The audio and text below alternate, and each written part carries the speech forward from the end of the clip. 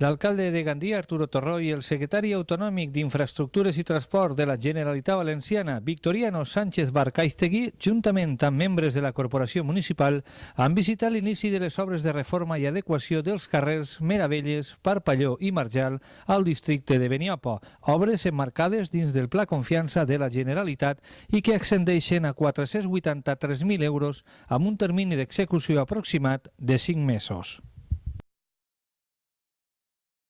Y el objetivo del Plan Confianza era ese, ayudar a los ayuntamientos a resolver los problemas que por sus problemas económicos no pueden llevar a cabo y conseguir que se mejore el nivel de vida de los ciudadanos. Yo creo que está claro que las obras que se están acometiendo del Plan Confianza son obras que paga la Generalitat, pero que ha pedido el Ayuntamiento. Todas ellas es evidente que están mejorando y van a mejorar el nivel de vida de los ciudadanos. Presentem més carrers en Beniopa que estan voltant del barranc per problemes d'inundació, per problemes que és el carrer ja fa temps que es tenien que haver arreglat i ara bueno, pues és el moment de tirar endavant i arreglar-lo gràcies a la confiança.